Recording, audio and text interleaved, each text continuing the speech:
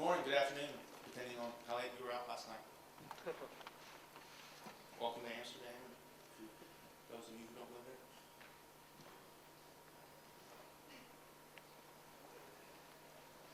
My name is Josh Patterson. I'm a Hadoop consultant. Today we're going to talk a little bit about linear regression and maybe how you build linear models on Hadoop.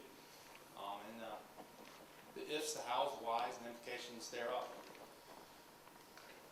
This is me. If you want to contact me or bug me on Twitter, criticize my code, it's open source on Twitter. You can yell at me there. That's me on GitHub. In the past, I used to do meta-heuristic optimization with ant algorithms on mesh networks with TinyOS. And then I figured out no one would pay me to write ant algorithms, so I started doing Hadoop. For the Tennessee Valley Authority in the southeastern United States. I'm from the south in the United States, and I talk a little funny, a little slow, say things like folks and y'all. Don't be alarmed. I can still do math a little bit. And then I spent 3 years at Cloudera, and today I do consulting and machine learning and Hadoop. So I want to, machine learning talks are always hard to do. Who's given machine learning talk before? Yeah, Jimmy has. If you talk too much math, everybody glazes over, right? And everybody, I can read a math book. I don't want to hear you read the slides about math.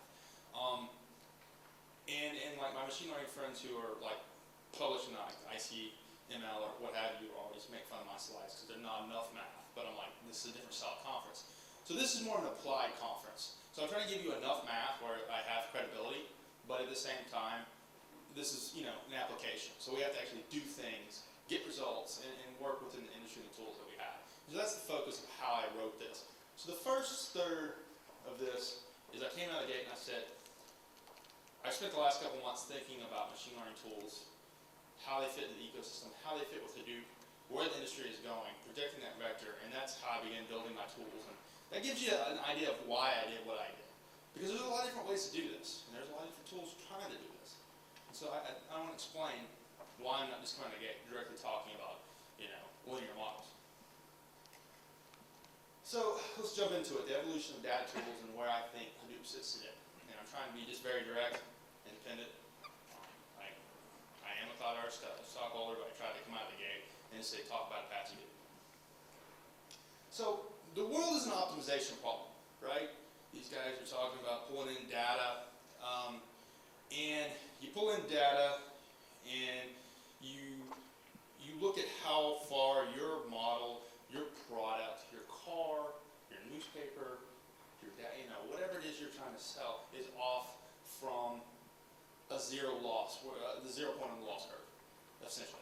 And then you update your product, and then you collect more data. And so really the whole world is becoming this optimization problem. We're looking to best fit the market on what we're trying to sell to maximize stockholder equity. And something really interesting has happened. The rest of the world has caught on to what we've been doing with the quote-unquote big data. And I use that term kind of tongue-in-cheek. Really, it's data mining, data ETL. It's been around for a while, and now really the marketing stuff has really exploded around it. But so, a milestone was last week in the Wall Street Journal, there was a whole section on big data, and that really kind of blew me away. I'm like, I've been doing this for 3, 4, 5 years, and now they have a whole section on Wall Street Journal, and it really told me that the business world has figured this out, and they're really getting on this now. And 3 interesting things talking about the world's optimization was in there. Zynga began changing how they made games based off of that feedback in online learning fashion. They noticed that people kept messing with the cows. And so they made that in the next version of Farm Bill, they made that a more important part of the game. And they were optimizing their game design through data. UPS cut fuel consumption based off data coming back off trucks, how they're using them. Ford used an analysis to optimize how they introduced new features into different markets, how that culture was going to interact with how a blinker blinked. Optimization.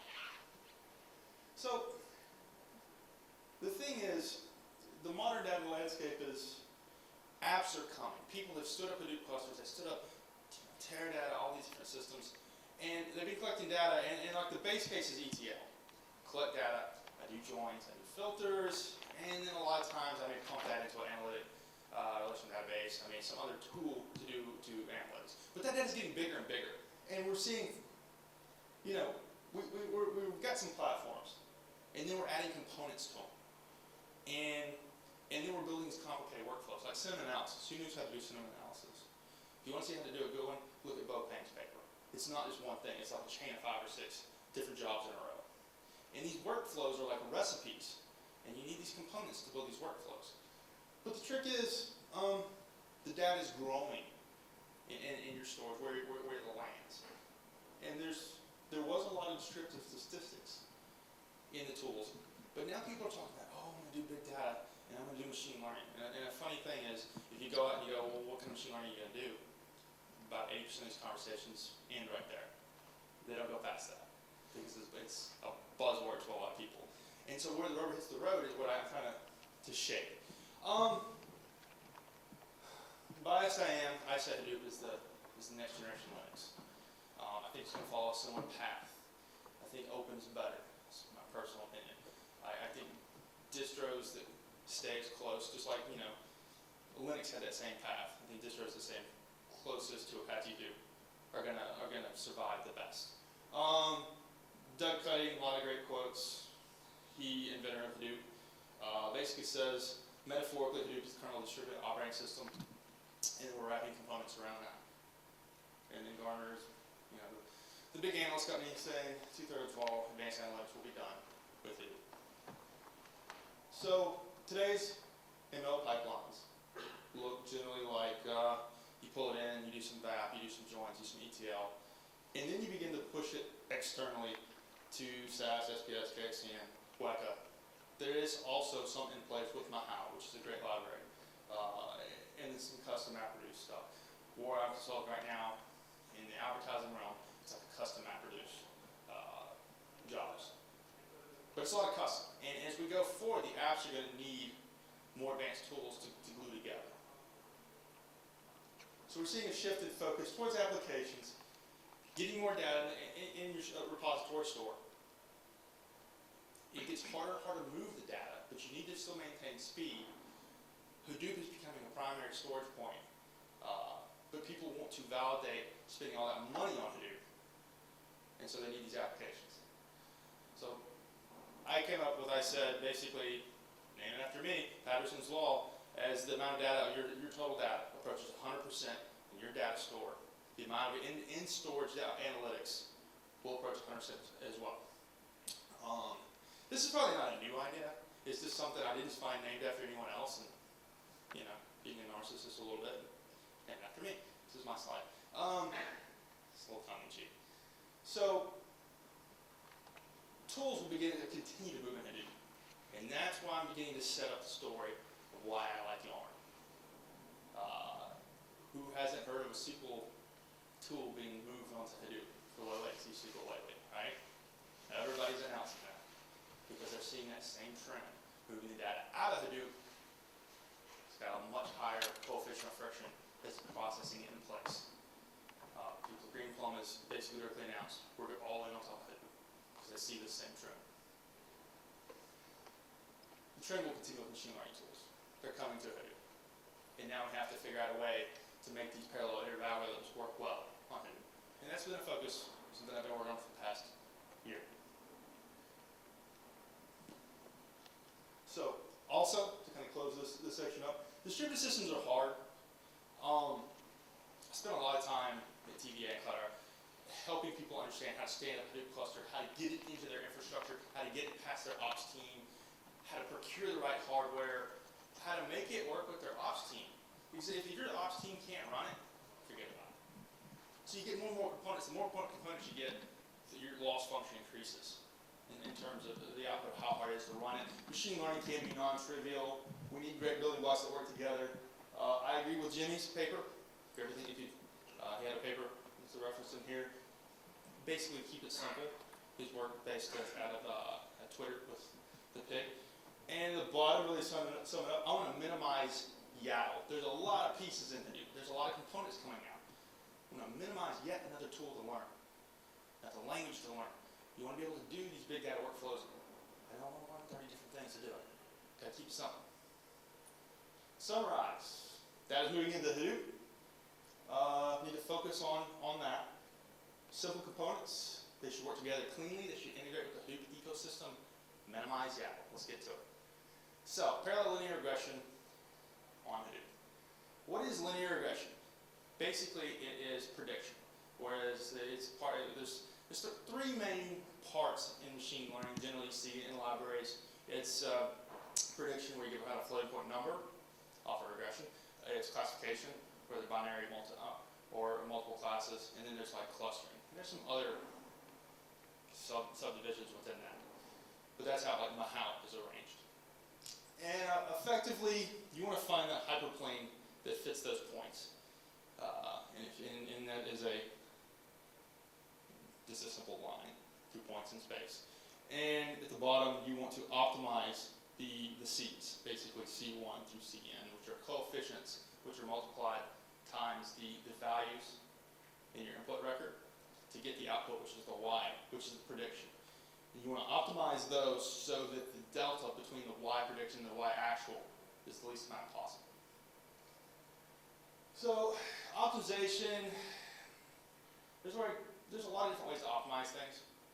Algorithms, there's iterative methods, what we focus on here in the class. There's gradient descent class algorithms.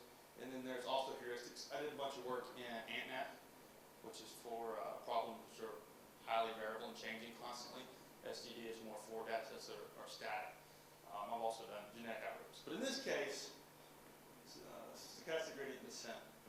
And the gradient descent category is really interesting. So this is my big math slide.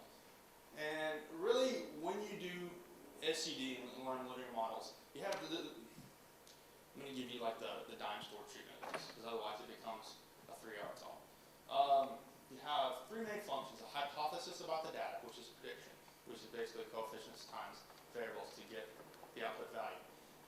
That tells you what, that says I hypothesize this is true about that. And then you have a cost function, and then you have an update function. For all linear models, you plug in pieces of that, and then you plug that into this over here, and then in an online fashion at SGD, you update your parameter vector. So you have a parameter vector, which is those C's, which is coefficients, and you get an output. You say, okay, this is what the current model says for this training record, and then you see how close it was to the actual. You take that delta, and that feeds into the update function, which changes all those parameter values in the parameter vector. Andrew Ng has a really great video tutorial on Coursera. It's linked right there. He actually goes and he'll do the derivations. Logistic regression, linear regression, really similar. In this point, in particular one, basically the cost function is the squared error. And the update function is the derivative of the cost function applied to all the individually to the variables in the parameter vector.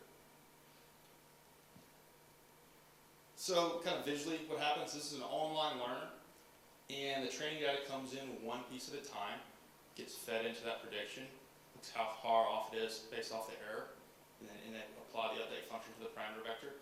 And so in an online fashion, I don't look at the whole data set and then update. I look at one piece of the data set, one record, and then I update right there.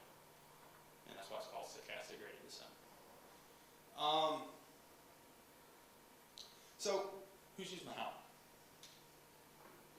People more than it used to be. Mahout is great. Huge fan of Mahout. And I've been looking for ways. Mahout is very MapReduce based.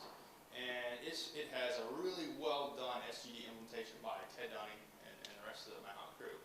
And I started with that because I wanted to use components that were already in distros. Mahout's in a lot of distros. And I said, okay, I want to parallelize this.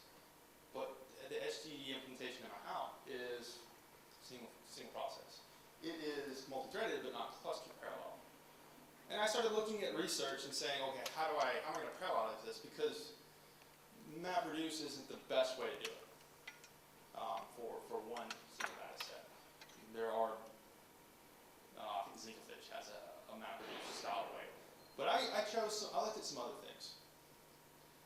And a single node only went so far. as we're seeing, now we're talking zettabytes, so they were in a keynote. I think at terabytes, this becomes interesting. Even large numbers of gigabytes. Because when you can't get it in memory, normally linear regression is done with the normal equation in memory. So if you look at Andrew Ng's presentation, he says you can do this in memory or stochastic gradient descent, and these are the conditions where SGD gets interesting. And a lot of times it's with, when you have a large number of variables per record for calculation. The data deluge, blah, blah, blah, the article in The Economist talking about how much data is coming your way. You guys have already been inundated with lots of information about that. A lot of data is coming your way. Got to be able to process it. Speed of scale is a thing. Parallelizing SGD became interesting to me about a year ago, or 2 years ago. So I looked at these really there's a ton of research in this area. I mean, there's a lot of smart people. McDonald became the one that I became fascinated with.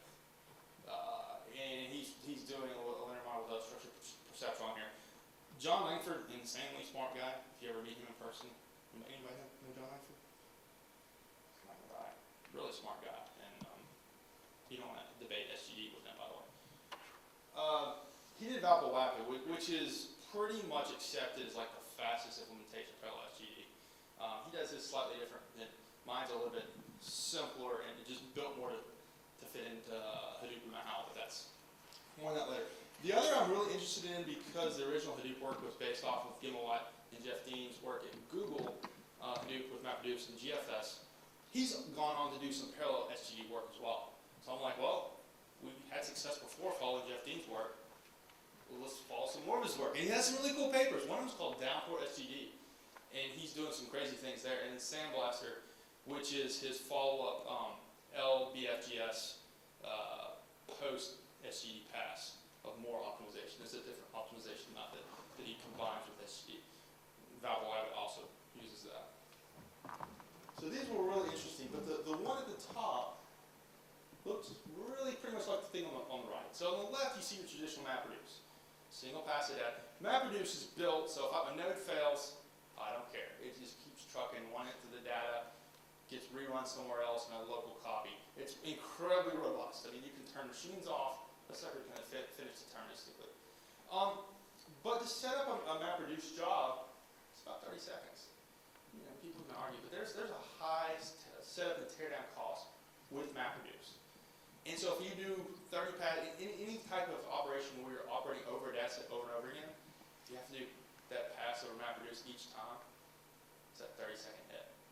So what you want is a place where the workers stay resident, and you hit that boundary condition, that kind of reduced step, but it's what's called a super step in the BSP world. And then it bounces right back to those processors. And that's what I want. So I started looking really hard for something like that. And I knew that I wanted to stay on top of Hadoop because I've already set the story as to why staying on top of Hadoop and processing in place was what I wanted to do here. I want to stay with the Hadoop ecosystem. Yarn is for the past year or two because, become available. You can start using it. It's still very new.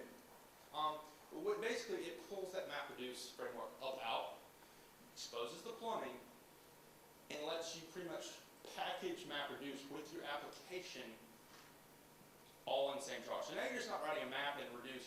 Now if you write a MapReduce program on Yarn, you write the map function, the reduce function, the job, and then also it kind of includes the MapReduce code with it. And it sends it to it creates an application master and runs it as its own little bubble. So the interesting thing with Yarn is I don't have to use MapReduce. I can use whatever framework I want and just make it part of my job.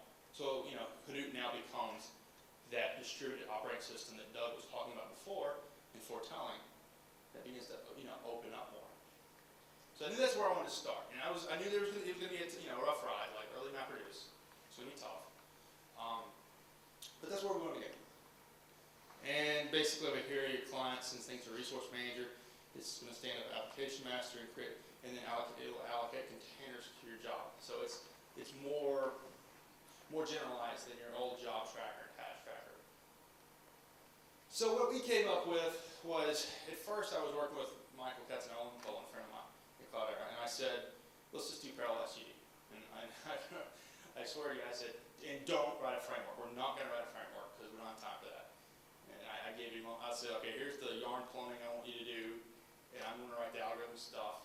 Don't write a framework, just do what I said. He comes around back a week later and he says, here's your framework.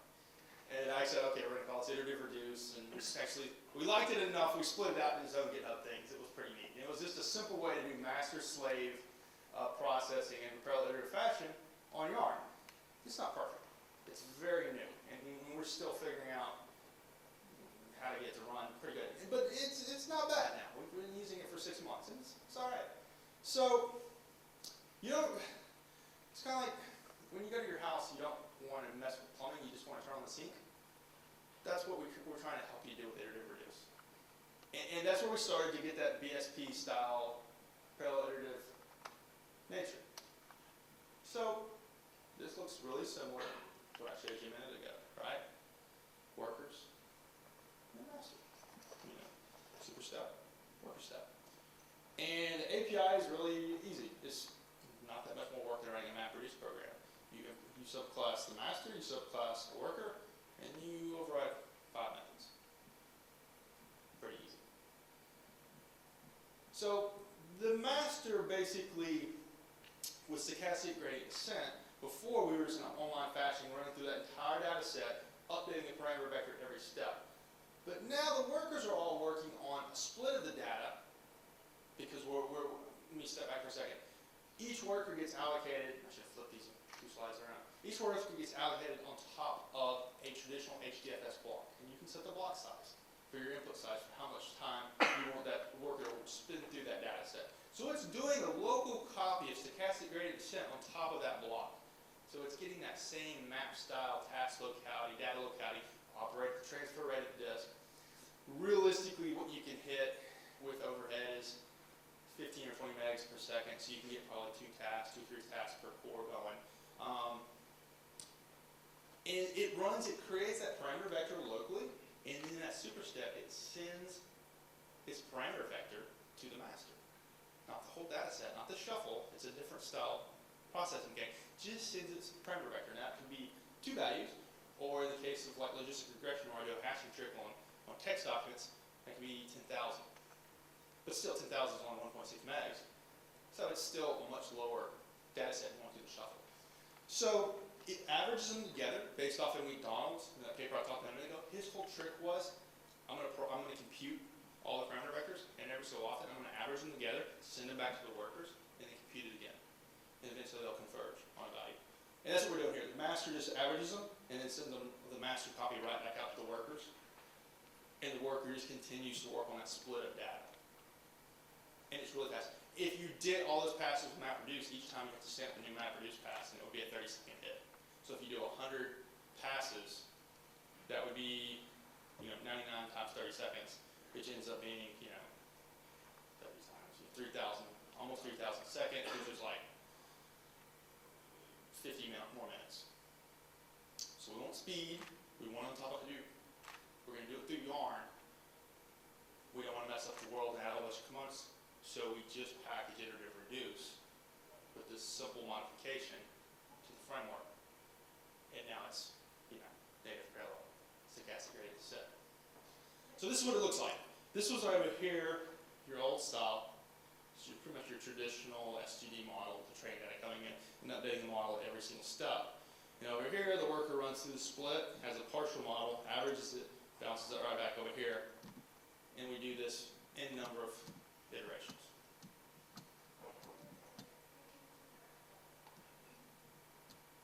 So I did the logistic regression with knitting more.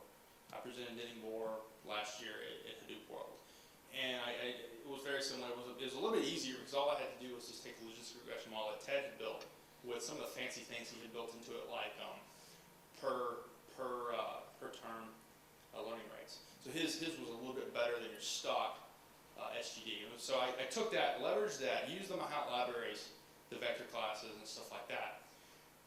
And when I did that, I went, hey, logistic regression, linear regression, none of both linear models. There are only 3 functions really.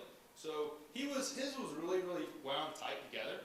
It was logistic regression SGD kind of wound tight, so I unwound it and I replaced the functions and set up linear regression. I was like, well, if I have logistic regression, why don't I give the world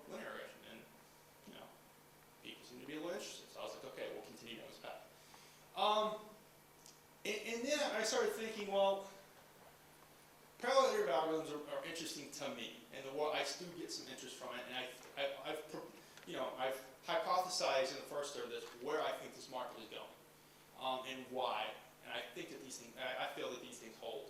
So I said, I love my how. I want to build a complement to my how, and I started talking to a lot of my friends in machine learning. I said, all right, iterative reduce is nice. I don't sit here and say it's going to be the only parallel framework. Obviously, there's TES and several others out there that are coming and developing. But I was like, metronome. I need a package that complements my how.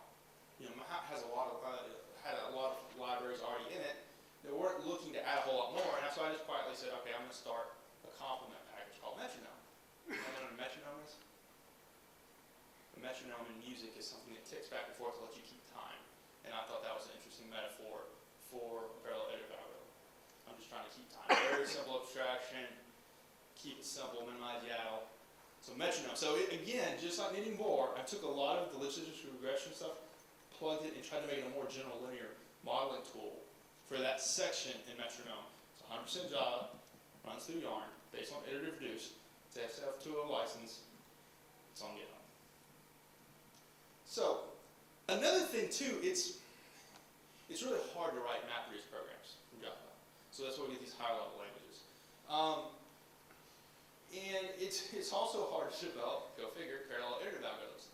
So when we had an MR unit to help you write MapReduce program, I came up with IR unit and looked for the simplest way to let you experiment with parallel iterative algorithms. So you don't really need a cluster. Excuse me. You can just run the simulation framework. You write your 2 classes, 5 methods, and then you write a properties file which runs Yarn applications. And the IR unit will just run it just like you would on a cluster. It's kind of neat. It's really handy. These are 2 examples. This is how I did it with metronome for parallel simulate linear regression. And over here, this was test knitting board for logistic regression. So performance and results. So it's made in base. You do like git clone metronome out of GitHub, and then it downloads it, CD into the directory, type mvn package. You build iterative reduce or install, so you can install it locally, and then you do the same thing with metronome, and then you have a jar built. You copy that jar to the host with your bastion node, and you copy your dataset to HDFS. And then basically, to run the job, looks just like this. Or you can run the unit test in Eclipse, and it'll simulate parallelism. It'll simulate the whole framework inside the unit test. So this pretty much looks like the last chart I showed on knitting bore. The top one is a serial run of SGD, and as basically as you add more records, you get in more time, and it's just a flat acceleration going up, curve going up. The parallel runs, every time I added another block, a 64-meg block, it laid flat. There's a slight tail there. To explain, I'm not proud of this right here. Probably 2/3 of that is because task allocation in Yarn is slow. And I want you all to tweet AC Murthy right now on Twitter and say, speed up task allocation because we want faster Yarn stuff. Everybody do that right now. So, I'm kidding, they're working hard on that, but you still tweet. The other part is because we're not the most efficient Yarn programmers yet, and our coordination between passes can get a little tighter. And it's good. We're working on that. Because for any parallel framework, it's not exactly trivial. It's a lot of, you gotta be a good plumber. So it's a combination of the 2. But the thing I'm proud of is this curve lays flat. And it starts to tail up a little bit because as you coordinate more workers, there's more slack. We have to be better about responding to things faster to get rid of the drift in here. But it's laying flat. Ideally, when I came up with this chart, I was like, I'm going to do thousands of nodes, but Josh is now an independent consultant and doesn't have a massive cluster. So, when you dial up Amazon, whatever your credit card can afford over time is. So, I didn't have, terabytes to show on this, but it showed the curve that I needed to show. So lessons learned. Linear scheme, it showed exactly what we thought it was going to. Same trick, parameter averaging. McDonald's, smart guy, works at Google. Same trick. 3 different new functions, made it a little bit more as a general learning library. Tuning is critical. If you plug in, the trick with SGD is selecting the learning rate. And there's been lots of papers on that. And that's a bit of a black art. If you don't get a good learning rate, you're going to get, the thing can go crazy. And so a lot of times I would like play with a sample of the data to figure out what a sane learning rate was, and then try it more, a little cluster, and then to see if it would converge. Because I've heard a lot of people tell me, they struggle with that, even with simple implementations of this. I love Yarn. It's experimental. It needs to mature more. There's some stuff in it, but I believe it's the way to go. I've set forth my hypothesis of how the market's going to work. So I'm living with it. I'm just like, I'm going this way. Container allocation, just going to get faster. Metronome, we are adding more and more to it. And real quick, special thanks to Michael Catanella-Bolin, Dr. James Scott, University of Texas in Austin. He's my statistician. He set me right when I say bad statistical things. And then Dr. Jason Balders, who's the creator of OpenNLP package. He's my sounding board for machine learning things. So future directions, you just got to get more stable. There's still times when I'll plug in a data set. Oh, by the way, how I was testing this is I have, actually Jason wrote me an R package that generates synthetic data sets. So I could test lots of variables, one variable, different things, and just hit and build different unit tests, and that was a lot. So you can play with it. You can run a little R package and say, I want, this many variables with this much variance, and the y-intercept is this, and it'll generate it. I'm thinking about looking for ways to cache more things in memory, and maybe cache the entire data set, the 64 meg split in memory containers, because they have 512 megs around. So it pretty much becomes, you can make iterative reduce an in-memory solution. The first pass is just the diskette, and then everything after that is all through memory, because everybody wants to talk about it. So I look for things that are hybrids between disk-bound and pure in-memory, and the trade-offs therein. If anybody tells you, I have a magic solution that does everything, it's generally a lie with lots of caveats in it. I'm going to tell you, I'm trying to make metronome something, and iterative reduce something where you can say, okay, I need my race car to run this track this way this time, and then set those flags. And that's what I'm looking to do. I wanted to take on some more properties of things like linear inspirations that I've had for generalizing linear models. Continue to be yarn-centric. Focus on being a good team player with Hadoop, and just complement that. So you can put together workflows of MapReduce and Pig and Hive, metronome, and Hadoop. Be components which work within the Hadoop ecosystem, maybe driven by Pig. And I think that'll make great applications going forward, because they'll work on the supercomputer that the Fortune 500 has, which is Hadoop. And we also have in progress k-means and PageRank, because Todd Lipcomb, I asked him what he thought, and he said, where's your PageRank? These things always have PageRank. So, and that's GitHub. Questions? No questions?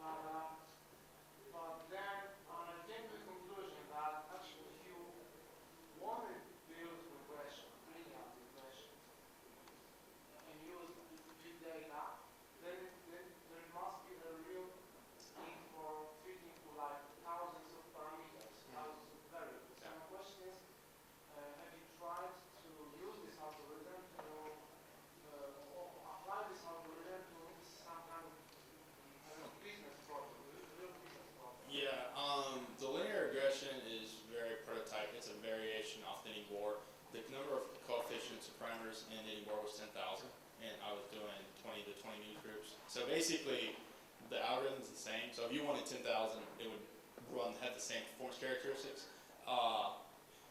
In terms of speed up, basically you can set the block size on the splits. So if you wanted like 4 gigs, basically set the block size to 4 gigs and have, 4 iterative reduce workers. And then your basic time is going to be time to scan 1 split, which is 4 gigs at the disk rate, plus the communication cost. Communication cost is probably, it drifts up.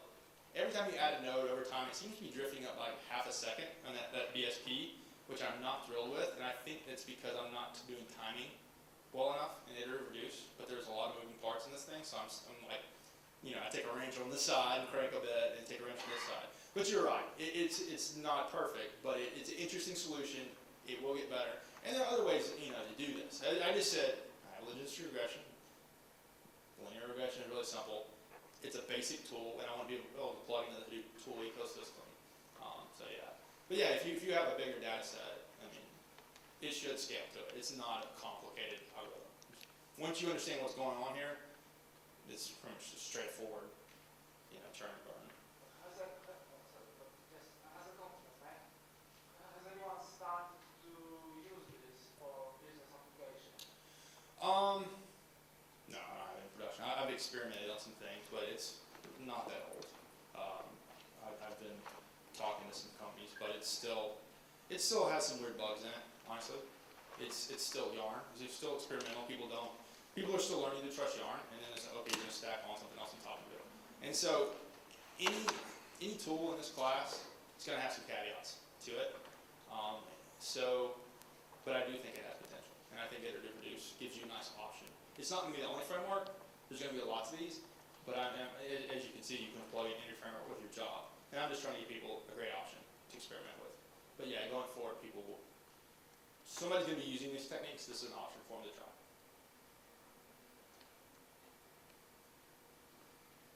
So you mentioned Amazon. So determinant for your name. My question is, like, by the largest segments on Amazon, like 64 gigabytes or what is the crossover plan? How much can I, let's say we're just using it as a what can I get done with that machine? At what point do I need to go on that machine? Well, I do everything in memory as long as you can. Can you repeat the question? He basically said, when should I use a single machine and when should I split out the cluster? And you should do all you can in memory before you go play with Hadoop at any cost. You shouldn't go play with Josh's parallel implementation just for fun. So if you can get it done in memory with a normal equation like Andrew tells you, or a lot of people tell you, you should do it that way. And then when you have like a ton of data which exceeds what you can fit into memory with your tool, with R or what have you, then you can experiment with these. This is not built for. You mentioned that there's a difference between raw data sets and the actual memory required to process that data. So if I had like a 64 gigabyte machine, what would be sort of a reasonable actual raw data set that would process the data? Or the class of processing? Probably depends on the tool and then how I use memory. That has a lot of variables in it. It depends. I hate to answer it, but it really depends. It depends on the tool. But if you get memory, use memory. It'll be faster. Do you see any potential to integrate it with the R language? Yes, and I've seen people doing this. If you look at like H2O, Cliff's work, they have their own parallel framework. Cliff is really good at compilers, and he does a lot of interesting tricks with that. And he also has like an R bridge where you can run things, call to his distributed system, which is very custom. That's probably an interesting thing. At some point, I'm going to get more into trying to keep this Yarn centric.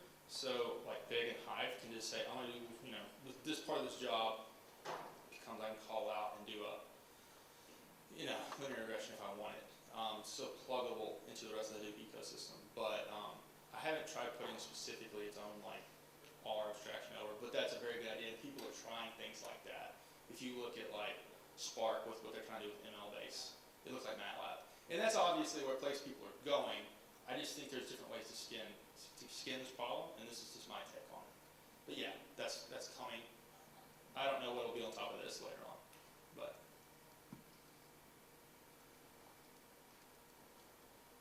Okay, I'm out of time. If you have more questions, come grab me or find me on Twitter. And What do you think about boosting strategy like booster or expert?